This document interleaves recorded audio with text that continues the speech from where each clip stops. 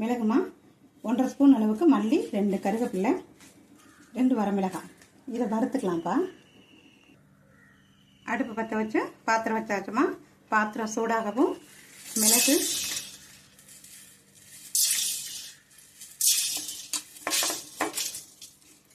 மல்லியை வறுத்துக்கலாமா. வரமிளகாய் அதோட 2 கருவேப்பிலையும் போட்டு வறுத்துக்கலாம். நல்லா வறுப்பட்டுருச்சுமா. இப்போ ஜீரகத்தை சேர்த்துக்கலாம்.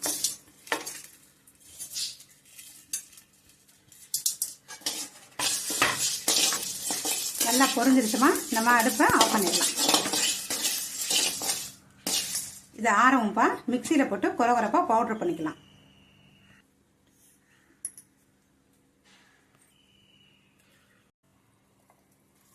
பத்து பல் பூண்டுமா, ஒரு 5 சின்ன வெங்காயம், சின்னமா ஒரு 5 சின்ன வெங்காயம்.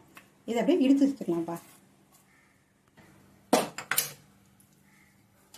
அடுப்பு பற்ற வச்சோமா. பாத்திரம் சூடாகட்டும். இன்னைக்கு நம்ம தாளிக்கிறதுக்கு தேங்காய் எண்ணெய் யூஸ் பண்ணிக்கலாம்ப்பா. தாளிப்புக்கு தேவையான எண்ணெய் ஊற்றிக்கலாம்ப்பா. பாத்திரம் எண்ணெய் சூடாயிடுச்சுமா. கடுகு போட்டுக்கலாம். கடுகு பொரியும் கருவேப்பிலை போட்டுக்கலாம்.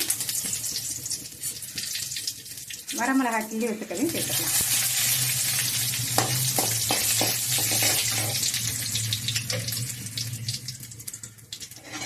பெருங்காயத்தூள் போட்டுக்கலாம்ப்பா.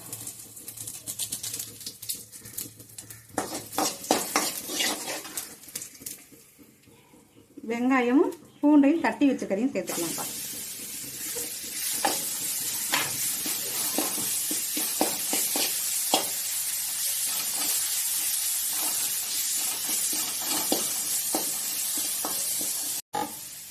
ரெண்டு தக்காளி பழத்தை நைஸாக நறுக்கி வச்சிருக்கேன். அதையும் சேர்த்து வதக்கிக்கலாம்.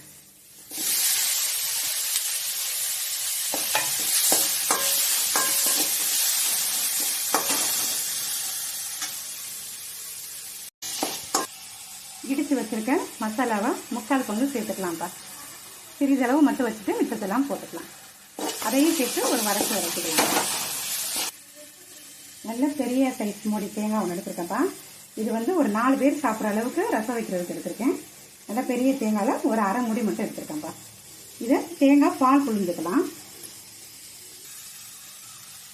தேங்காவை திருகிமா 2 வாட்டி பால் எடுத்துக்கிட்டு வச்சுமா. இந்த பாலை ரொம்ப தண்ணியாக எடுக்காதீங்க, ரொம்ப திக்காகவும் வேணும். நார்மலாக எடுத்துங்க.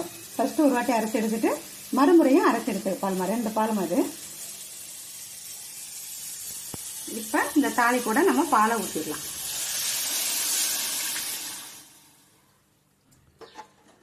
நம்ம மிளகாயெல்லாம் போட்டிருக்கது அதே ஒரு கலர் ஆகிடுச்சுமா. உங்களுக்கு வேணும்னா மஞ்சத்தூள் போட்டுக்கோங்க, இல்லாட்டி வேணாம். நான் தேங்காய் பால் ரசனால நான் மஞ்சத்தூள் போட்டு வைக்கலாமா.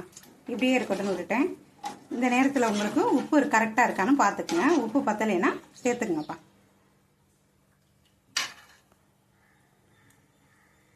இந்த ரசம்ப்பா கொதிக்க வேணாம். லைட்டாக முறைக்கட்டி வரையிலேயே நம்ம அடுப்பை ஆஃப் பண்ணிவிட்டு எடுத்து வச்சுருக்க ஒரு எலுமிச்சம்பழத்தையும் நறுக்கி விதை இல்லாமல் புழிஞ்சுக்கலாம்ப்பா.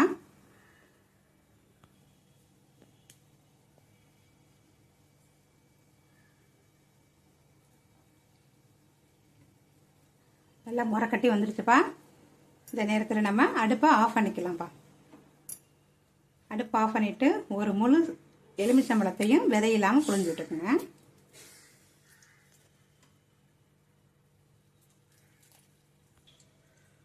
மீதம் உள்ள ரச பவுடரையும் போட்டுக்கலாம்.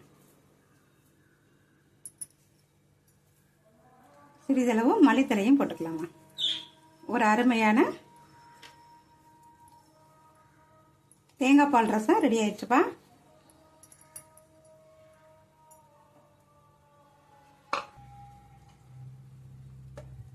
ஒரு அருமையான ஹெல்த்தியான தேங்காய் பால் ரசம் ரெடி ஆயிடுச்சுப்பா. இந்த வெயிலுக்குமா வயிறு புண்ணுக்கெல்லாம் ரொம்ப நல்லது. வறட்டு இருமல், நெஞ்சு சளிக்கெல்லாம் இந்த தேங்காய் பால் ரசம் ரொம்ப அருமையாக இருக்கும்பா. கோடை காலங்களில் இது போல் நீங்கள் செஞ்சு சாப்பிடுங்க. செஞ்சு சாப்பிட்டுட்டு எப்படி இருந்துச்சுன்னு சொல்லி உங்களோட கருத்துக்களை கமெண்ட் பாக்ஸில் சொல்லுங்கப்பா. இந்த வீடியோ பிடிச்சிருந்தா லைக் பண்ணுங்கள், ஷேர் பண்ணுங்கள், மறக்காமல் சப்ஸ்கிரைப் பண்ணிடுங்கப்பா. அடுத்த வீடியோவில் பார்க்கலாம். அளவோடு சாப்பிடுவோம், ஆரோக்கியமாக வாழ்வோம்.